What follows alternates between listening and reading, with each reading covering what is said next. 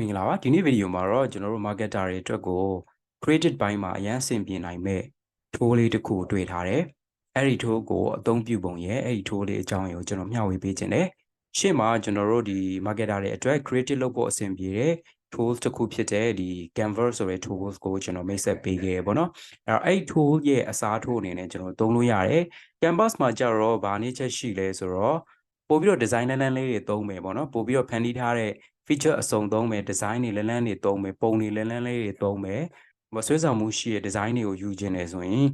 သူ့စီမှာပတ်စံပေးပြီးတော့မှရမယ် premium version မှရမယ်ပေါ့နော်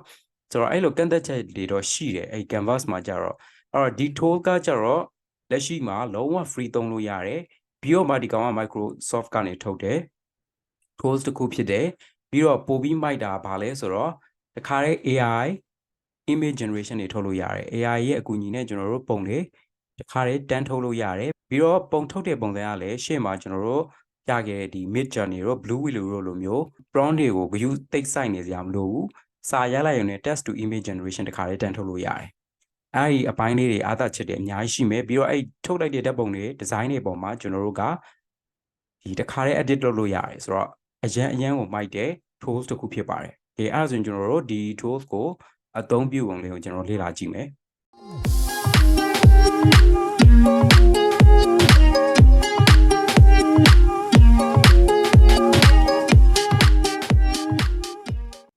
ဒီ tool ကိုအသုံးပြုမယ်ဆိုရင်တော့ကျွန်တော်တို့ designer.microsoft.com ဒီမှာဝင်ရမှာဖြစ်ပါတယ်ကျွန်တော်အကောင့်ဖွင့်ပြီးဆိုရင်ဒီ tool ကိုသုံးလို့ရပြီသူ့စေကိုဝင်သွားရင်တော့ကျွန်တော်တို့ကဒီလိုပုံစံမျိုးနဲ့တွေ့ရမယ်ပေါ့နော်အဲ့တော့အဲ့ဒီမှာကျွန်တော် template တွေနဲ့စပြီးတော့ရွေးလို့ရသလိုကိုဖန်တီးခြင်းတဲ့ဒီ design အတွက်ကိုတခါတည်းကျွန်တော်တို့ text to image generation နဲ့ကျွန်တော်တို့ AI ဓာတ်ပုံတွေထုတ်လို့ရတယ်အဲ့တော့ဥမာကိုကဘာ design ပုံစံမျိုးလေးထုတ်ခြင်းလေးပေါ့နော် idea ကိုတခါတည်း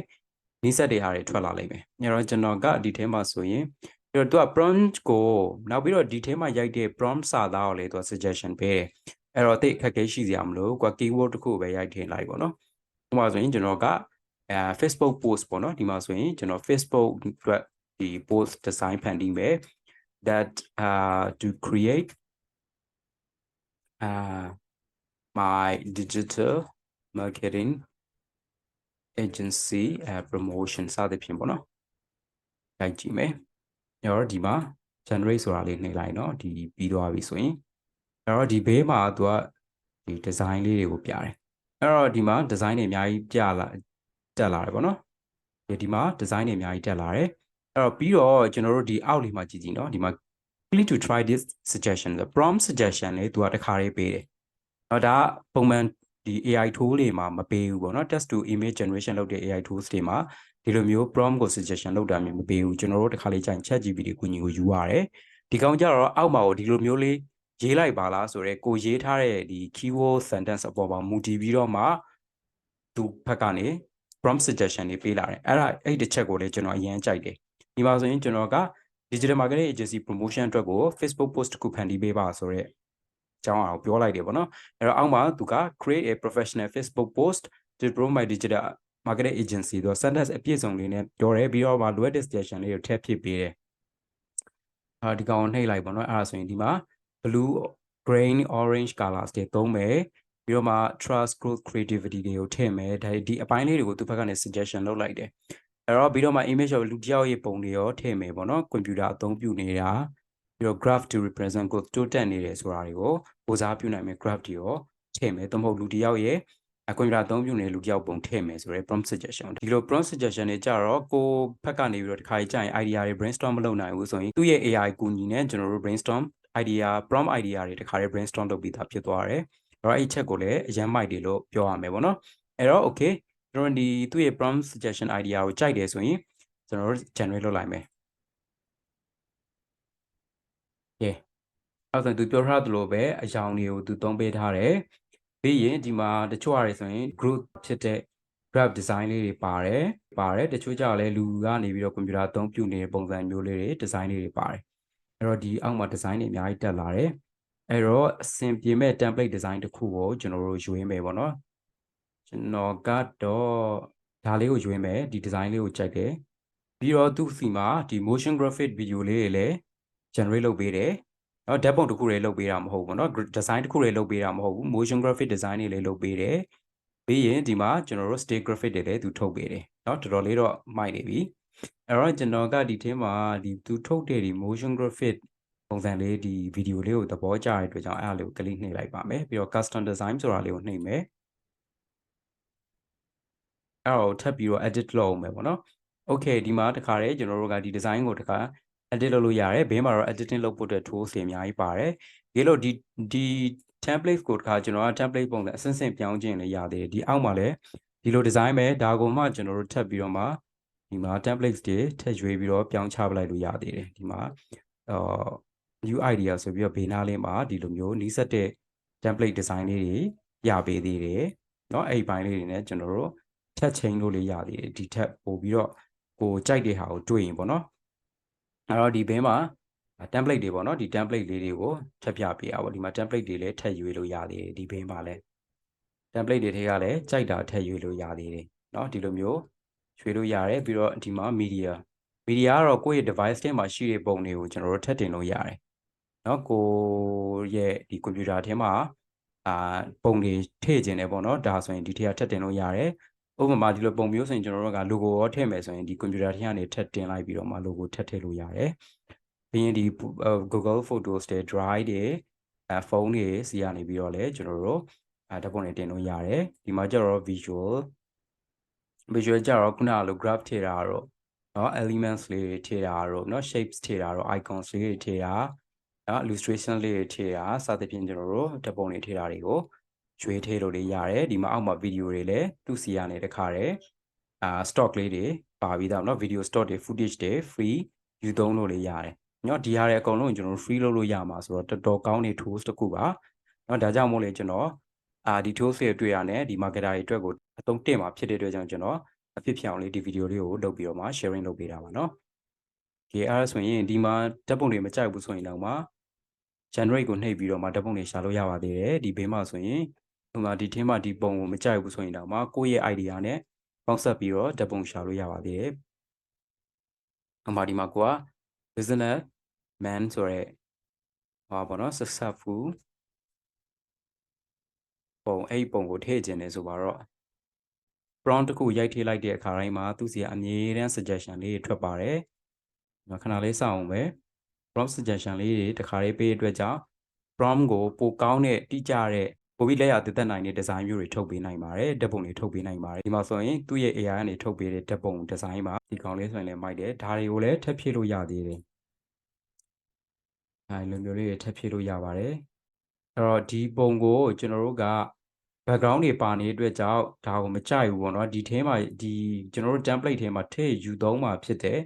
အဲ့ဒီအတွက်ကြောင့်မို့ကျွန်တော်တို့ဒီမှာ background ပြောင်းပလိုက်လို့လေးရတယ်ဒါကို black လုပ်လို့လေးရတယ်ဒီမှာလည်းအဲ့လိုမျိုး tools တွေလည်းအများကြီးပါသေးတယ်ပြီးတော့ဒီမှာ template နဲ့တခါတည်း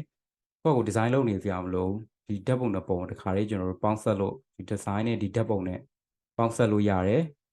ဒီမှာဘလို့ idea နဲ့ပေါင်းစပ်မလဲဆိုတာကိုတခါတည်းဘေးမှာပြပြီးသားကိုယ့်အကိုပင်ပန်းခံပြီးတော့လုပ်နေကြမလို့ပေါ့နော်ဒီထဲမှာသူပြတဲ့ဟာကိုကြိုက်တဲ့ပုံစံနဲ့ရွေးပြီးတော့ထုတ်ပလိုက်လို့ရတယ်ကျွန်တော်ဆိုရင်ဒါလေးကြိုက်တယ်ဒီဟာကိုထုတ်ပလိုက်လို့ရတယ်ဒီမှာအဲ့ဒါဆိုရင်တခါတည်း design ထဲမှာဝင်သွားပြီပေါ့နော်ကိုယ့်အကို angle လေးနဲ့ဝင်သွားပြီဒီမှာနည်းနည်းလူပုံ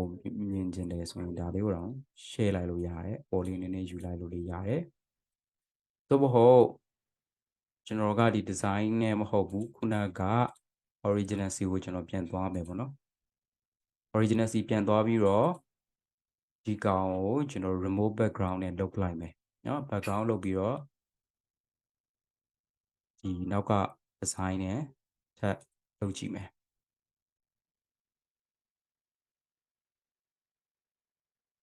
ဒီအဆိုရင်ကျွန်တော်တို့ design ကကိုယ့်ရဲ့စိတ်ကြိုက်ဖြစ်သွားပြီဆိုရင်အပေါ်မှာ download တော့ဆွဲမယ်အဲ့တော့ download ဆွဲတဲ့နေရာမှာကိုအဆင်ပြေတဲ့ format တွေနဲ့လည်းရွေးပြီးတော့ဆွဲလို့ရတယ်state graphic design တွေလည်းဆွဲလို့ရတယ်ဒီမှာ video file ကြီးတစ်ခုတည်းမဟုတ်ဘူးเนาะ video အနေနဲ့လည်းကျွန်တော် download ဆွဲလို့ရသလို GIF file လည်းဆွဲလို့ရတယ် PNG format တွေ JPEG format တွေပြီးတော့ PDF format တွေလည်းဆွဲလို့ရတယ်format တွေလည်းတော်တော်များများဒီကိုစိတ်ကြိုက်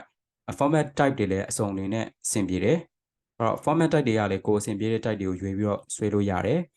ဒီမှာကျွန်တော်တို့က2မျိုးဆွဲလိုက်မယ်ပေါ့เนาะMP4 လေးဆွဲမယ် ဒီမှာတော့ကျွန်တော်ဗီဒီယိုအနေနဲ့လည်းဆွဲမယ်ပြီးရင်ဗီဒီယိုအနေနဲ့ download လည်းဆွဲမယ်ပြီးရင်သူ့ကိုဒီနောက် stick graphic အနေနဲ့လည်းသုံးလို့ရအောင် PNG format တစ်ခုနဲ့လည်းဆွဲလိုက်မယ်။ Okay ပြီးရင်ကျွန်တော်တို့ stick graphic အနေနဲ့သုံးဖို့အတွက်ကို PNG format နဲ့ဆွဲလိုက်မယ်။ဒီမှာ download မဆွဲချင်ဘူးဆိုရင်လည်းကိုယ့်ရဲ့ဖုန်းကို send လုပ်လို့ရတယ်ဒီကနေ QR ဖတ်လိုက်ပြီးတော့မှပုံနဲ့ပေါ့နော် generated your video QR code ဆိုပြီးတော့မှခဏလေးစောင့်ပေါ့နော်အဲ့ QR code ကိုကိုယ့်ရဲ့ဖုန်းကနေပြီးတော့ scan ဖတ်ပြီးတော့မှကိုယ့်ဖုန်းမှာ edit ပြန်လုပ်လို့ရတယ်ဒီမှာသူ generate လုပ်ပေးနေတယ်ပေါ့နော်အဲ့ဒါလေးကိုအဲ့ဒီမှာ QR လေးဒီ QR ကိုကိုယ့်ရဲ့ဖုန်းကနေပြီးတော့ scan ဖတ်လိုက်တာနဲ့တန်းပြီးတော့ကိုယ့်ဖုန်းစီကိုရောက်သွားမယ်ပေါ့နော်အဲ့တော့အဲ့ဒီကိုယ့်ဖုန်းမှာဒီ design ကို download ဆွဲပြီးရင်တခါတည်းဖုန်းလေးကိုတန်းသုံးလို့ရတယ်ဖုန်းလေးကနေတခါတည်းတန်းသုံးလို့ရပြီပေါ့နော်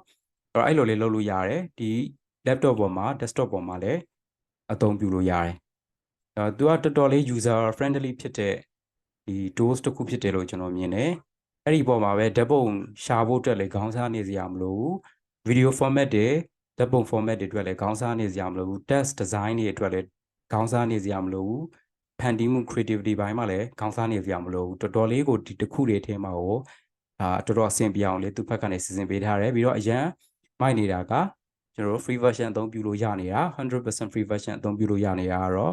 အသုံးပြုတဲ့လူတွေအတွက်ကိုအရန်ကောင်းတဲ့အားသာချက်တစ်ခုလို့မြင်တယ်အဲကြောင့်မို့လို့ဒီ tools လေးကိုသုံးကြည့်ဖို့လည်းကျွန်တော် recommend ပေးခြင်းတယ်ပေါ့နော်ဆိုတော့ marketer တွေအတွက်ကိုတော်တော်လေးအသုံးဝင်မဲ့ tools တစ်ခုဖြစ်ပါတယ်အဲ့တော့ကျွန်တော်တို့ download ဆွဲလိုက်တဲ့အနေအထားလေးကိုကျွန်တော်တို့ကြည့်ရအောင်ဒီမှာဆိုရင် Microsoft တို့ဘာလို့ဆိုပြီး watermark တွေမပါဘူးတချို့ store တွေဆိုရင် Premier version တွေအသုံးပြုမှာပဲ watermark တွေဖြုတ်ပေးတယ်ဒီမှာတော့ totally free ဖြစ်နေတဲ့အတွက်ကြောင့်ဘာတစ်ခုမှကိုကျွန်တော်တို့ Microsoft ဘက်ကနေ logo တွေပါတယ်ဘာတစ်ခုမှမထည့်ပေးထားတာကိုအနေနဲ့ကိုဖန်တီးတဲ့ design လက်ရာ 100% အနေနဲ့ကျွန်တော်တို့ commercial ရေးသုံးလို့ရပါတယ်ဒါလေးကတော့ motion graphic design တွေ quality ဘိုင်းကလည်းတော်တော်လေးအဆင်ပြေပါတယ်ဒါလေးကတော့ကျွန်တော်တို့ဓာတ်ပုံ stick graphic အနေနဲ့သုံးဖို့အတွက်ဆွဲထားတာအဲ့တော့ resolution ဘိုင်းမှာလည်းတော်တော်လေးအနေထားကောင်းတယ်video format မှာလည်းအဆင်ပြေတာတွေ့ရတယ်အဲ့တော့ marketer တွေအတွက်ကိုတော်တော်လေးအသုံးတင်မဲ့ tools လေးတစ်ခုဖြစ်ပါတယ်ဒီ tool လေးက designer.microsoft.com ဖြစ်ပါတယ် Microsoft ကနေလုပ်တဲ့ tool ဖြစ်တဲ့အတွက်ကြောင့် quality ဘိုင်းကတော့လုံးဝပြောကြမလို့အဲ့တော့စမ်းသုံးကြည့်ပါနော်